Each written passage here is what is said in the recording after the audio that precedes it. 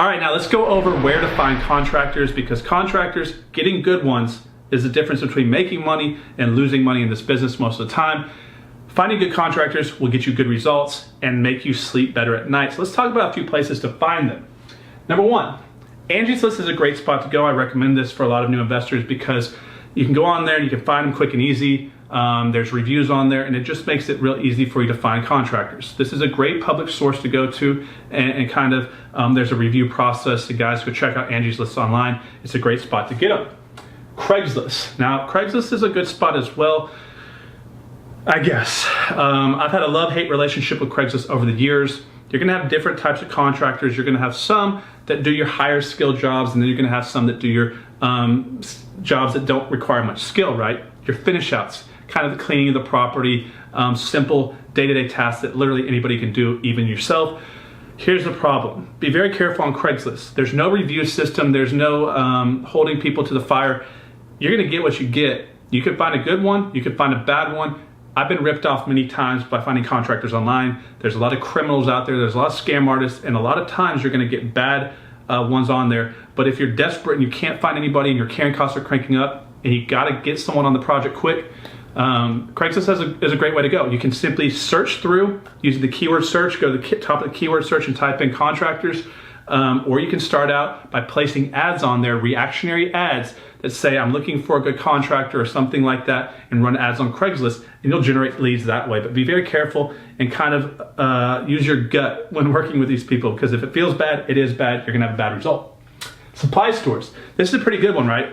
Because at the contractor desk at something like Lowe's or Home Depot, they'll have referrals for you of contractors that go there all the time.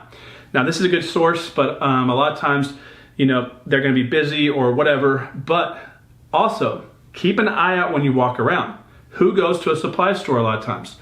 People who need things done on their property, or contractors working for other investors, or contractors working for their own business. And a lot of times you'll see them with shirts or hats on that say their contracting company, or when you walk around the parking lot or drive around the parking lot, a lot of times you're gonna find electricians, plumbers, GCs, contractors, general contractors, and you can find these individuals there. It's a great place to find them. And also, if they're there picking up supplies for their worker, or for the person who's flipping the house, which would be you if you hired them, they're doing a pretty good job, right? They're getting the materials there and they're doing the right thing and they're out there and they kind of know what they're doing. And so it's a great place to go and meet these individuals and ask them if they can send you, or ask them if you can go over and look at some of the properties that they're working on.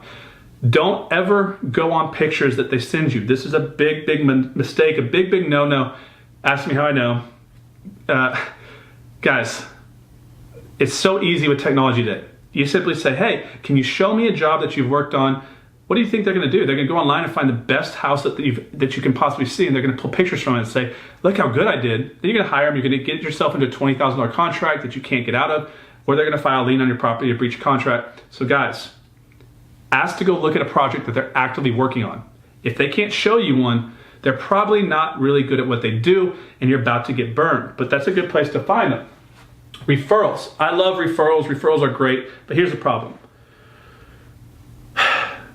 You're not gonna be able to get good referrals from another investor most of the time unless they're a close friend of yours, because good contractors are worth their weight in gold. And if you ask me for my contractors, I'm gonna tell you I don't have them. Why? Because if they go and work for you and you pay them more, they're gonna stop working for me. And they're so hard to find. I would literally say 10% of contractors I've worked with in the past, I rehire because they're that bad. Most of them, they're so bad. Like, and I'm not trying to rag on contractors. It's just the nature of this business. There's just a lot of issues working with them. And if you give away your contractors, don't do this. Don't give your contractors as referrals to other people. When I'm talking about referrals, I'm talking about referrals from real estate agents who are not investors doing their own houses just because they know, because they've had good contractors come in and help some of their clients. Other professionals in the business, people at REI Clubs, the REI Club owners, the REI Expos, if they're sponsoring booths there, they wouldn't be sponsoring a booth there, spending money, thousands of dollars to sponsor a booth, if they weren't successful as business owners, meaning a lot of people had to hire them to get to that point where they could spend thousands of dollars on a booth. That's a good, basic guarantee that they're probably not some shady person. They're out there public, get referrals from title companies and all sorts of third-party companies in the business. But don't be surprised if you ask some other investor that's rehabbing houses in your area if they don't refer them to you, right?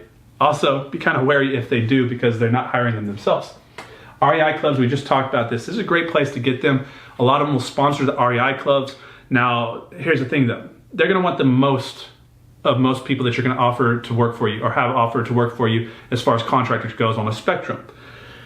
The easier they are to find online, if their ads come up at the top of the Google searches or they come online through SEO searches, it means they've spent the most money in marketing to acquire a customer to get there, meaning that they're gonna try to charge you the most to recoup their costs, right?